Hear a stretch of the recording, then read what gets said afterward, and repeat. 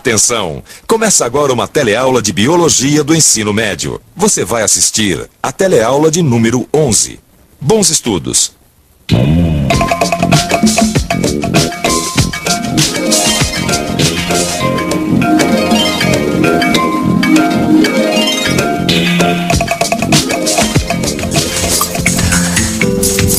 Hortência! Hortência! Cheguei! Oi! Hortência! Paulo! Oh, meu amor, tive um dia horrível. Tive que refazer umas peças no torno, não aguento. E eu acabei de vir do banco. 2 horas em pé naquela fila. Minhas pernas estão me matando.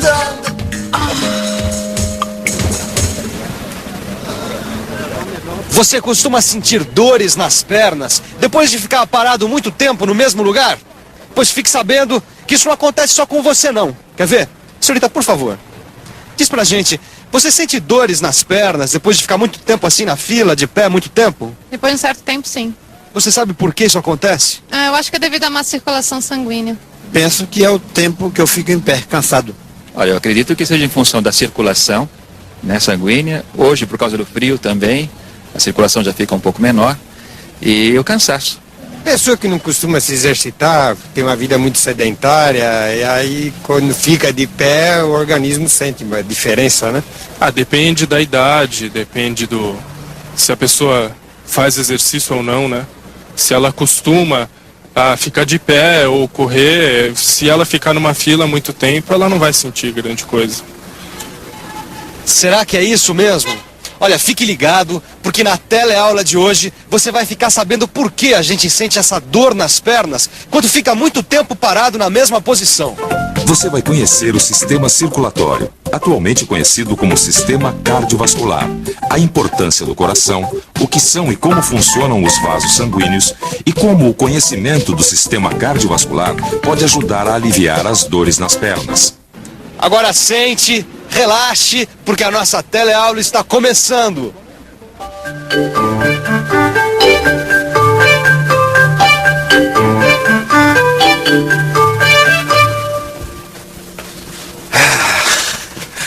Sentar e relaxar é bom. Agora, ficar muito tempo sentado nem tanto. Isso porque a permanência na mesma posição por longos períodos costuma dar trabalho extra para o sistema circulatório. Você conhece o sistema circulatório, né? O sistema circulatório tem várias funções. Ele realiza a circulação sanguínea, distribui alimento e oxigênio às células, retira resíduos celulares como o gás carbônico e transporta calor. Quando a temperatura do meio está próxima da temperatura do nosso corpo, os vasos sanguíneos que passam pela pele ficam dilatados. E uma parte do calor que o sangue transporta é liberada para o meio externo. Lembrou, não foi? O sistema circulatório transporta calor dentro do corpo. E na nossa primeira teleaula, você também aprendeu que o sangue transporta oxigênio e glicose às células. E que as células devolvem ao sangue o gás carbônico. Você se lembra do nome desse processo? Na respiração celular, o oxigênio queima a glicose. O resultado é a liberação de energia além de água e gás carbônico. É isso aí. O nome do processo é respiração celular. Agora vamos conhecer melhor o sistema circulatório. Ele é formado pelo coração e vários tubos chamados de vasos sanguíneos. O coração funciona como uma bomba. Ele é o principal responsável pela circulação do sangue. O sistema circulatório também é formado por 3 tipos de vasos sanguíneos: as artérias, as veias e os capilares. Os capilares são tubos muito finos, não dá para ver a olho nu.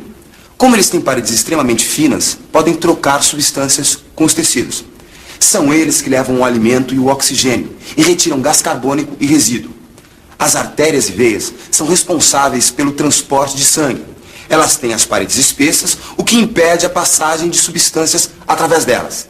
A diferença entre artérias e veias é o sentido do fluxo do sangue. As artérias sempre levam sangue do coração para outros órgãos do corpo. As veias sempre levam sangue dos órgãos para o coração. Numa pessoa em pé, o sangue precisa ser transportado do coração para as pernas. Quem faz esse transporte são as artérias. Depois, o sangue precisa voltar das pernas para o coração, pelas veias. Em qual desses dois casos será que o transporte é mais difícil? E por quê? Aí eu acredito que seja das pernas pro coração. Das pernas pro coração. Das pernas pro coração. Você saberia mais ou menos dizer por quê? Por causa da força da gravidade. Porque eu acho que quando a gente anda, né, quando você pisa, você bombeia o coração, você bombeia o sangue pro coração, vai mais rapidamente. Força de gravidade. Devido à força da gravidade, imagina. Quando o sangue vai do coração para as pernas, ele conta com a ajuda da força da gravidade. Agora, quando o sangue vai das pernas para o coração, a gravidade só atrapalha. E esse não é o único problema das veias, não. Elas ainda têm que enfrentar o acúmulo de sangue. Olha só, presta atenção no exemplo aqui que a minha amiga Camila vai dar para explicar isso melhor para vocês. Camila, pode soprar a bexiga. Quando você sopra a bexiga, como as paredes dela são elásticas, ela expande. Agora, Camila, empresta o canudinho. Pode soprar. Quando você sopra o canudinho, como as paredes dele são rígidas, ele não expande. Agora fique ligado para ficar sabendo o que canudinhos e bexigas tem a ver com veias e artérias. As paredes das veias são elásticas, como as paredes dessa bexiga. Quando o sangue é transportado pelas veias, ele faz pressão sobre as paredes do vaso, que se expande como uma bexiga. Se as paredes das veias fossem rígidas como este canudo, o sangue não se acumularia. Agora você deve estar se perguntando, mas não existem meios para evitar o acúmulo de sangue nas veias? A resposta é, existem sim. Vamos ver alguns. Quando eu servi o exército, eu tinha que ficar em pé durante muito tempo. Aí arranjei um jeito de ajudar o sangue a subir das pernas para o coração. Sabe o que eu fazia? O quê? Contraía os músculos da perna. E funcionava, viu? E eu coloquei essas meias elásticas. Elas fazem pressão nas pernas e melhoram a circulação sanguínea. Maravilha, hein? Pelo jeito, não só a contração muscular, mas também as meias elásticas ajudam as veias a levar o sangue até o coração, né? Mas como? A pressão exercida por essas meias elásticas comprime as veias localizadas nas pernas. As contrações dos músculos dos braços e pernas comprimem os vasos neles encontrados, empurrando o sangue em direção ao coração. Quando a posição das veias e a ação da gravidade não favorecem o transporte de sangue, como nas veias situadas nas pernas, pode ocorrer um acúmulo de sangue nesses vasos. A força da gravidade age de modos diferentes nos transportes de sangue. Numa pessoa em pé, o sangue se acumula nos vasos das pernas, dificultando o seu retorno ao coração. E mais tarde, o transporte para o cérebro. Veja o que pode acontecer. O que foi? O que foi? Não sei, me deu uma tontura. Deita aqui, deita um pouquinho aqui, deita. Assim, a cabeça. Viu só? O sangue acumulado nas pernas dificulta o seu retorno ao coração e posterior transporte para o cérebro. Pode dar tontura e até um desmaio. Numa pessoa deitada, a distribuição do sangue será semelhante nos vasos sanguíneos da cabeça, peito, membros. Isso porque o coração fica no mesmo nível que os pés e a cabeça.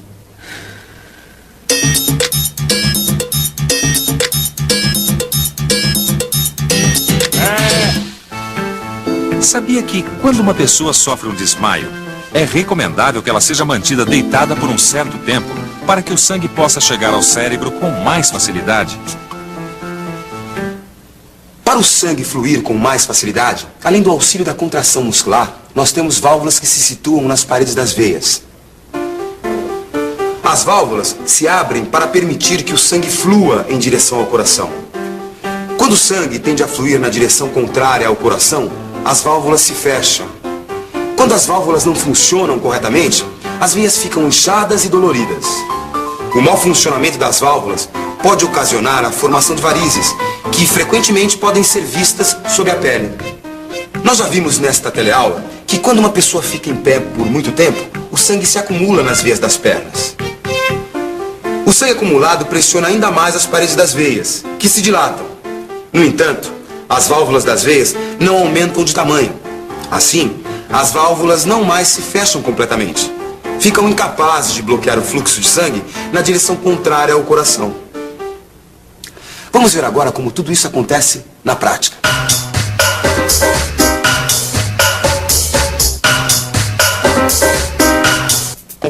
Este é o Enéas. Enéas está aposentado e faz bico como homem sanduíche. Enéas passa o dia todo em pé, parado, sem contrair os músculos nem usar meias elásticas. A falta de contração dos músculos leva a um acúmulo de sangue nos vasos. Esse acúmulo aumenta a pressão exercida pelo sangue nas paredes das veias. Aí, o plasma, que é a parte líquida do sangue, pode vazar para os tecidos através dos capilares. E o vazamento impede a chegada de sangue às células do músculo. Como o sangue não chega às células dos músculos, os músculos deixam de receber nutrientes. Sem nutrientes, os músculos ficam fracos e doloridos. Além disso, por ficar em pé por muito tempo, as válvulas das veias das pernas de Enéas estão funcionando mal. Isso também faz o sangue se acumular. E o resultado é... varizes. Oh, meu Deus do céu. Fique agora com a nossa revisão. E atenção, se liga aí que é a hora da revisão. Na teleaula de hoje você aprendeu que a força da gravidade numa pessoa em pé causa acúmulo de sangue nas veias das pernas. Quando a pessoa está em pé, as veias das pernas transportam sangue contra a ação da gravidade. As paredes das veias são elásticas, por isso há uma tendência a ocorrer acúmulo de sangue nesses vasos.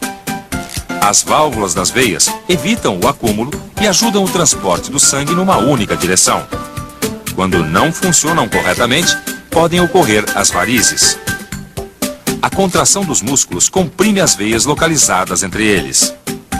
Quando uma pessoa fica em pé por muito tempo, a falta de contração dos músculos e o mau funcionamento das veias pode dar dor de pernas. Se você tem que pegar muita fila, ou se tem uma profissão que te obriga a ficar de pé durante longos períodos, você já sabe o que vai acontecer. Dores nas pernas. Por isso, sempre que você puder, coloque as pernas para cima, contrai os músculos e aproveite para dar uma lida no seu livro de biologia. Até a próxima!